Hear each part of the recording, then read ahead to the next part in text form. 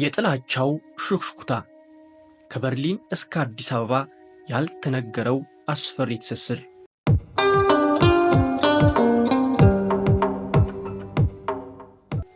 ከ80 ዓመታት በፊት በአውሮፓ ምድር ላይ የነደደው የእሳት ወላፈን በሚሊዮን የሚቆጠሩ ነፍሳትን ያጠፋ፣ ስልጣኔን ያናጋ፣ የሰው ልጅን ክብር ያዋረደ የጥላቻ እሳት። ይህ እሳት ረመጡ ቢከስምም ትቶት ያለፈው ጠባሳና የሚያስተላልፈው ማስጠንቀቂያ መልእክት ግን ዛሬም ሕያው ነው። ሰላም ውድ የዩቲዩብ ቻናላችን ተከታታዮች፣ እንኳን ወደዚህ ወሳኝ ዝግጅት በደህና መጣችሁ። ዛሬ የምንመረምረው ጉዳይ ልብ ይሰብራል፣ ግን አይናችንን ጨፍነን ልናልፈው የማይገባ ሐቅ ነው። የጥላቻው ሹክሹክታ ከበርሊን የጥፋት ዘመን ተነስቶ በጊዜና በቦታ ርቀት ተሻግሮ እንዴት ዛሬ አዲስ አበባ ላይ በራችን ደጃፍ ላይ ሊያንዣብብ ይችላል? አንዳንዶች ይህ እኮ ያለፈ ታሪክ ነው፣ የሩቅ ሀገር ጉዳይ ነው ሊሉ ይችላሉ። ነገር ግን የሰው ልጅ ታሪክ፣ በተለይም እንዲህ አይነቱ የጨለማ ዘመን ታሪክ የማያቋርጥ የማስጠንቀቂያ ደውል ነው። ዝግጁ ናችሁ? ምክንያቱም ዛሬ ይህንን ያልተጠበቀ አስደንጋጭና ልብ አንጠልጣይ ትስስር በጥልቀት እንፈትሻለን። እንዳያዳግም መጠንቀቅ የምንችለው ስናውቅ ብቻ ነውና።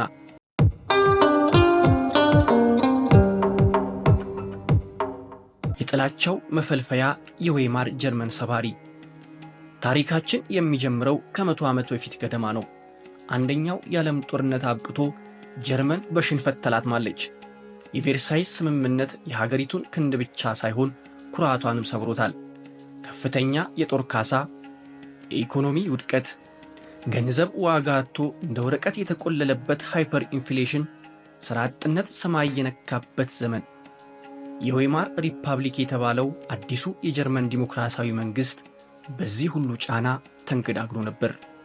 አስቡት እስኪ፣ ትላንት የአውሮፓ ሀያል ሀገር የነበረችው ጀርመን ዛሬ በረሃብና በውርደት ተውጣለች። ሕዝቡ ተስፋ ቆርጧል። የነገንም ማሰብ ፈርቷል። አመኔታ ያጣው ሕዝብ ጆሮውን ለማንኛውም አዲስ ተስፋ ሰጪ ጠንካራ መሪ ለሚመስል ሁሉ ክፍት አድርጓል። የፖለቲካው ምህዳር ከግራና ከቀኝ በጽንፈኞች ቡድን ተሞልቷል። በጎዳናዎች ላይ ግጭት፣ አለመረጋጋት የዘውትር ክስተት ነበር።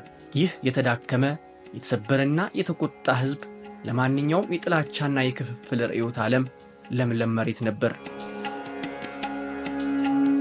በዚህ የብሔራዊ ውርደትና ተስፋ መቁረጥ ማዕበል ላይ ተንሰራፎ የወጣ አንድ ስም ነበር፣ አዶልፍ ሂትለርና የእሱ ብሔራዊ ሶሻሊስት የጀርመን ሠራተኞች ፓርቲ ወይም በቀላሉ ናዚ ፓርቲ። ሂትለር የተዋጣለት ተናጋሪ ነበር። በስሜት በሚያቃጥሉ ልብ በሚነኩ ንግግሮቹ የጀርመንን የቀድሞ ክብር እንደሚመልስ፣ ከኢኮኖሚ ቀውስ እንደሚያወጣ፣ ከዳተኞችን እንደሚቀጣ ቃል ገባ። የንጹሕ አርያን ዘር የበላይነትን ሰበከ። ብዙ ጀርመናውያን በተለይም በችግር የተጎዱትና ብሔራዊ ኩራታቸው የተነካው የዚህን ሰው የሐሰት ተስፋ እንደ እውነት ተቀበሉት። ከጀርባው የተደበቀውን የጥላቻ የዘረኝነትና የአምባገነንነት መርዝ ሳያስተውሉ ተከተሉት።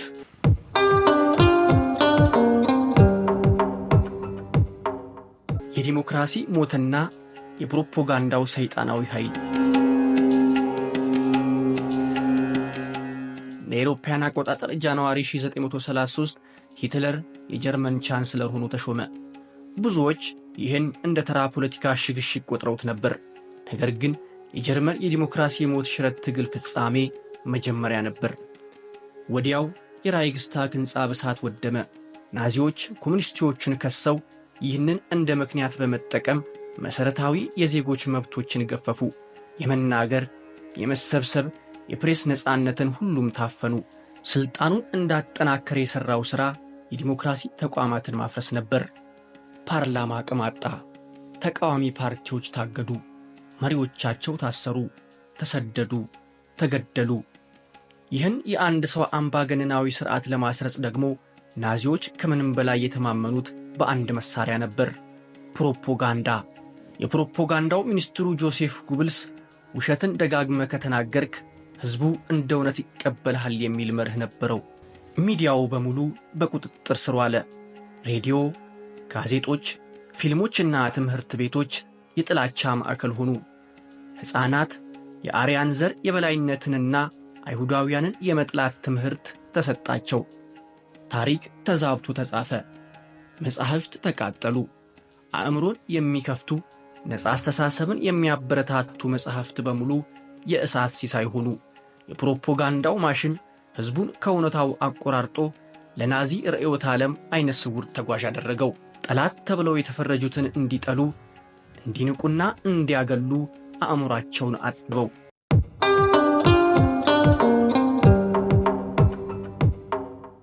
የጥላቻው ሰለባዎችና የሆሎኮስት አሰቃቂነት።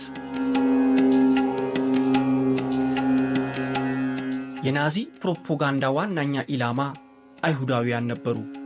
ለዘመናት በጀርመን የኖሩ ለሀገሪቱ እድገት አስተዋጽኦ ያደረጉ ዜጎች፣ ነገር ግን በናዚዎች የጀርመን ችግር ሁሉ ምንጭ እነሱ እንደሆኑ አድርገው ሰበኩ። ቀስ በቀስ ከህብረተሰብ ተገለሉ። የ1935ቱ የኖርበርግ ሕጎች አይሁዳውያንን ከጀርመን ዜግነት አገዷቸው። ከጀርመናውያን ጋር እንዳይጋቡ ከለከሏቸው። ከብዙ ሙያዎች አባረሯቸው። ኖቬምበር 1938 እንደ አውሮፓውያን አቆጣጠር ክሪስታልናክት ወይም የተሰባበሩ መስታወቶች ሌሊት ተፈጸመ። በአንድ ሌሊት በመቶዎች የሚቆጠሩ ምኩራቦች ተቃጠሉ። የአይሁድ ቤቶችና ሱቆች ወደሙ። በሺዎች የሚቆጠሩ ታሰሩ። ይህ የጥላቻ ዘመቻ በመጨረሻ በሰው ልጅ ታሪክ ካየው እጅግ ዘግናኝ ወደ ሆነው ወንጀል ሆሎኮስት አመራ። ሆሎኮስት 6 ሚሊዮን አይሁዳውያን ወንዶች፣ ሴቶች፣ ሕፃናት፣ አዛውንቶች በዘራቸው ምክንያት ብቻ በማጎሪያ ካምፕ ውስጥ በጋዝ ታፍነው፣ በጥይት ተደብድበው፣ በረሃብና በበሽታ በጭካኔ ተገደሉ። እንደ ኦሹቲዝ፣ ትሬብሊንካ፣ ሶቢቦር ያሉ ስሞች የሰው ልጅ የጭካኔ ጥግ፣ የሰብአዊነት መጥፋት ዘላለማዊ ምልክቶች ሆኑ። ነገር ግን ሰለባዎቹ አይሁዳውያን ብቻ አልነበሩም። ሮማዎች፣ የአካልና የአእምሮ ጉዳተኞች፣ የፖለቲካ ተቃዋሚዎች፣ የሃይማኖት አባላት፣ ስሌቮች፣ ናዚዎች የበታች ወይም አደገኛ ብለው የፈረጇቸው ሁሉ የዚህ አሰቃቂ ዕጣ ሰለባ ሆኑ።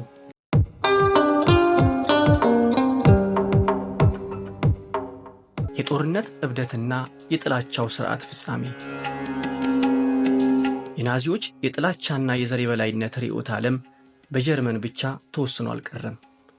ሌበንሰራው በሚል አስተሳሰብ የአውሮፓ ሀገራትን መውረድ ጀመሩ። ይህ እብደት ዓለምን ወደ ሁለተኛው ዓለም ጦርነት ከተተ። ከ50 ሚሊዮን በላይ ሰዎች የሞቱበት፣ ከተሞች የወደሙበት፣ ስልጣኔዎች የተናጉበት ታላቅ እልቂት። በመጨረሻ በ1945 የናዚ ጀርመን በህብረት ጦር ተሸነፈች። ሂትለር ራሱን አጠፋ። የናዚ መሪዎች በኑርበርግ ፍርድ ቤት ለፈጸሙት የጦር ወንጀልና የዘር ማጥፋት ወንጀል ተጠየቁ። ጀርመን ፈራርሳ ለሁለት ተከፍላ ለ10 ዓመታት ኖረች። የበርሊን የጥላቻ ሹክሹክታ በዓለም ላይ ታይቶ የማይታወቅ ጥፋት አስከትሎ ረገበ። ይህ ሁሉ በሩቅ አውሮፓ የተከሰተ ያለፈ ታሪክ ይመስላል።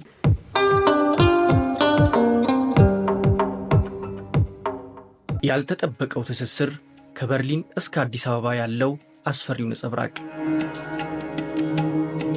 እናም እዚህ ጋር ነው ትልቁ ጥያቄ የሚነሳው። ይህ ሁሉ የበርሊን ጥፋት ታሪክ ከኛ ከኢትዮጵያውያን ጋር ከአዲስ አበባ ጋር ምን ያገናኘዋል? እንዴትስ የዚያ ዘመን የጥላቻ ሹክሹክታ ዛሬ እዚህ ሊሰማ ይችላል? መልሱ ልብ ይሰብራል። አዎ ይቻላል።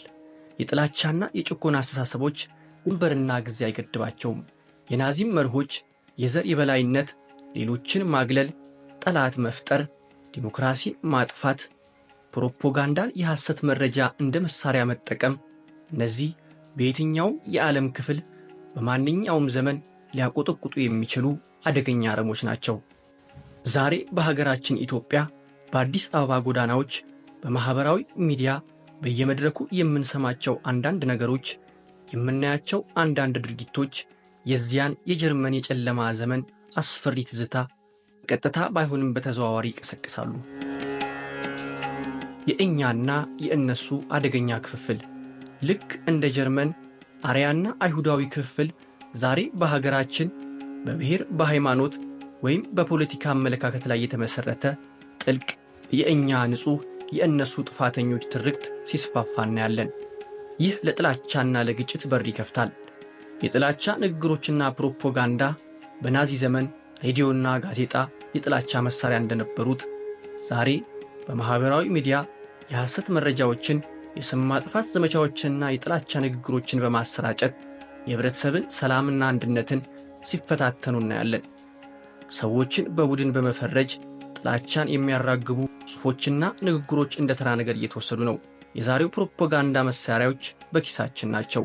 የሌሎችን ሰብአዊ ክብር መንፈግ ናዚዎች አይሁዳውያንን ተባዮች፣ የሰው ዘር ጠላቶች እያሉ ከሰው ደረጃ ዝቅ እንዳደረጓቸው ዛሬም የተወሰኑ ቡድኖች ሌሎቹን በጅምላ ሲያዋርዱ፣ ስም ሲያጠፉና ሰብአዊ ክብራቸውን ሲጋፉ ይታያል። ይህ ለጭካኔና ለግፍ መንገድ ይጠርጋል። ይህ የቃላት ጨዋታ አይደለም፣ የጥፋት መንደርደሪያ ነው። የታሪክ መዛባትና የሐሰት ትርክቶች የራሳቸው የፖለቲካ ዓላማ ለማሳካት ሲሉ ታሪክን እያጣመሙ የሐሰት ትርክቶችን እየፈጠሩ ሕዝብን የሚያሳስቱ ኃይሎች አሉ፣ ልክ ናዚዎች እንዳደረጉት። የናዚም ታሪክ የሚያስተምረን ቁልፍ ነገር አለ።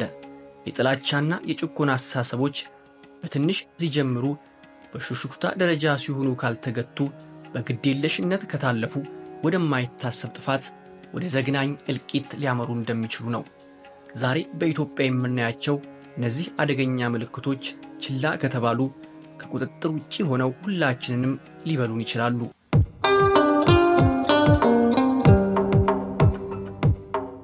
የእኛ ኃላፊነትና የንቃት ጥሪ። ስለዚህ ከበርሊን እስከ አዲስ አበባ ያለው ይህ አስከፊ ትስስር ለእኛ ለኢትዮጵያውያን የማንቂያ ደውል ነው። ታሪክ ራሱን እንዳይደግም፣ የጥላቻው ሹክሹክታ በሀገራችን ሰምጦ እንዳያጠፋን የእያንዳንዳችን ድርሻና ኃላፊነት ወሳኝ ነው። ንቁ ዜጋ እንሁን። የምንሰማውንና የምናነበውን ሁሉ በጭፍን አንቀበል። መረጃን እንመርምር፣ እውነቱን እንፈልግ። የምንሰማውንና የምናነበውን ሁሉ በጭፍን አንቀበል። የጥላቻ ድምፆችን እናውግዝ። በየትኛውም መልኩ የሚገለጹ የጥላቻ ንግግርን፣ ማግለልና መድሎን በግልጽ እንቃወም። ዝምታ ለጥላቻ ይዳርጋል። አንድነታችንን እናጽና። ልዩነቶቻችን የውበታችን ምንጭ እንጂ የጥፋታችን ሰበብ መሆን የለባቸውም። የኢትዮጵያ ውበት በልዩነቷ ውስጥ ነው። ይህንን አንሸርሽር። እርስ በርስ በመከባበርና በመቻቻል ላይ የተመሠረተ ማኅበረሰብን ገንባ። ዲሞክራሲያዊ እሴቶችን እናስቀጥል። የሕግ የበላይነትን፣ የሰብአዊ መብቶችን መከበርና የሐሳብ ነፃነትን እንደ ዓይን ብሌናችንን ጠብቅ። ከታሪክ እንማር። ያለፈውን ስህተት በመረዳት የተሻለን ነገን እንገንባ። የጀርመንን ብቻ ሳይሆን የሩዋንዳን፣ የዩጎስላቪያን መራር ታሪክ እናስታውስ። ፍቅርና መተሳሰብን እናስፋፋ። ጥላቻን በጥላቻ ሳይሆን በፍቅርና በመግባባት እንዋጋ። ከማይመስሉን ጋር በሰለጠነ መንገድ መወያየት እንልመድ። የጥላቻው ሹክሹክታ ጩኸት ከመሆን በፊት፣ የጥፋት ሰደድ እሳት ከመሆን በፊት ድምፃችንን ለሰላምና ለፍትህ፣ ለአንድነት እናሰማ። ኢትዮጵያ የሁላችንም ናት። በጋራ ልንጠብቃት ይገባል። እንዳይደገም የእኛ የንቃት ጥረት የእያንዳንዳችን ኃላፊነት ነው።